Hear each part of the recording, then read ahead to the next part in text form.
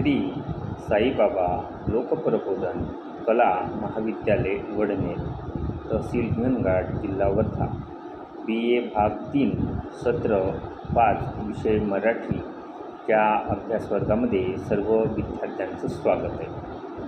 विद्यार्थ्यांनो, आज आपण साहित्यरंग भाग 3 या पुस्तकामध्ये असलेल्या व्यावहारिक मराठी या भागातील पहिलं प्रकरण अभ्यासासाठी घेत आहे. प्रकरणाचं शीर्षक आहे मुद्रित माध्यमांसाठी लेखन प्रकार व कौशल्य. लेखक आहे डॉक्टर संजय विष्णू तांबट. या पहिल्या प्रकरणामध्ये लेखकांनी मुद्रित प्रसार माध्यमाचे स्वरूप समजावून सांगितलेले आहे. सर्वप्रथम मुद्रित प्रसार माध्यमे म्हणजे काय ते आपण बघू. मुद्रित प्रसार माध्यमे म्हणजे जे लिखित स्वरूपात प्रकाशित होतात अशा प्रकारची माध्यमे आहेत. त्यामध्ये वर्तमानपत्र, मासिके, त्रैमासिके, वार्षिक अंक इत्यादीचा समावेश होतो. मग याचं स्वरूप कसं असतं याचा परिचय लेखकांनी इथे करून दिलेला आहे. लेखक म्हणतात, आधुनिक प्रसार माध्यमांचा विचार करताना छापील ग्रंथ, पत्रके, नियतकालिके आणि वृत्तपत्रांचा मुद्रित माध्यमामध्ये समावेश होतो. मात्र सर्वमान्य लोकांपर्यंत त्वरेने व नियमित स्वरूपात माहिती पोहोचवणारी माध्यमे म्हणून वृत्तपत्रे आणि नियतकालिकाचा ठळकपणे विचार केला जातो. मुद्रित प्रसार माध्यमाचा विचार करताना लेखक म्हणतात की वर्तमानपत्रे आणि नियतकालिके हे त्वरित लोकांपर्यंत पोहोचणारी प्रसार माध्यमे आहेत, मुद्रित प्रसार माध्यमे आहेत.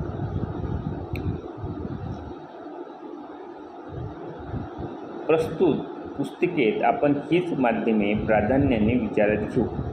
भाषेचे विद्यार्थी म्हणून या माध्यमासाठी लेखनाच्या संधी जाणून घेण्याआधी त्याचे स्वरूप समजून घेणे उपयुक्त ठरू शकते. पुढे ते म्हणतात, मुद्रित नियतकालिके म्हणजे ठराविक कालावधीत छापील स्वरूपात प्रसिद्ध होणारे लेखन.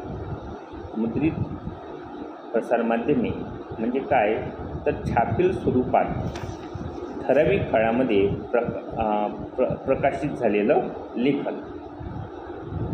त्यांची पृष्ठसंख्या कमी अधिक असू शकते आणि प्रसिद्धीचा कालावधीही कमी अधिक असू शकतो. आता उदाहरणादाखल वर्तमानपत्र हे नियमित प्रकाशित होईल. मासिक हे महिन्यातून एकदा प्रकाशित होईल. त्रैमासिक हे 3 महिन्यातून एकदा प्रकाशित होईल. तर वार्षिक किंवा दिवाळी अंक हा वर्षातून एकदाच प्रकाशित होतो. त्यामुळे त्याचा प्रकाशनाचा कालावधी हा कमी अधिक असू शकतो.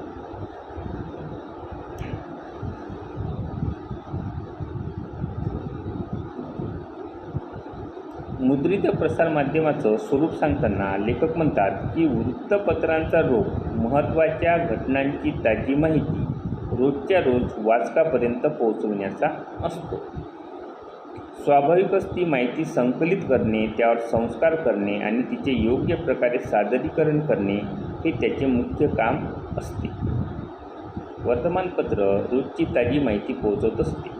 त्यावेळेला ती संकलित माहिती आणि त्या माहितीवर संस्करण करून योग्य ते संस्करण करून ते प्रकाशित करणे हे महत्त्वाचं काम असते.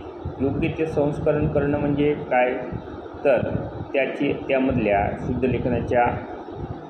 शुद्ध लेखनात अचूकपणा आणणे, पुनरुक्ती झाली असेल, पाल्लाळा असेल तो भाग काढून टाकणे आणि कमीत कमी शब्दात अधिक प्रभावीपणे तो भाग वाचकासमोर मांडणे म्हणजे त्याच्यावर केलेले संस्करण होय. हे काम संपादकीय विभाग करत असतो आणि हे काम करण्याची जबाबदारी वृत्तपत्राच्या संपादकीय विभागाकडे असते. दैनंदिन स्वरूपात वृत्तपत्र प्रसिद्ध करण्यासाठी त्याला जाहिरात निर्मिती, मुद्रण, वितरण, व्यवस्थापन आदी विभागाची मदत आवश्यक असते. याशिवाय वृत्तपत्रामध्ये जाहिरात विभाग असतो, निर्मिती, मुद्रण, वितरण आणि व्यवस्थापन असे सुद्धा विभाग असतात. हे सर्व विभाग एकत्रित काम केल्याशिवाय वर्तमानपत्र आपलं कार्य करू शकत नाही. परंतु लेखन व संपादनाचे मुख्य काम वृत्तपत्राच्या ज्या कक्षात केले जाते त्याला वृत्तदालन असे म्हटले आहे. वृत्तदालन म्हणून एक कक्ष असतो, त्याच्यामध्ये लेखन आणि संपादन ही महत्त्वाची कामं केली जातात. आणि लेखन आणि संपादन हेच मुद्रित प्रसारमाध्यम असणाऱ्या वर्तमानपत्राचं खरं स्वरूप आहे.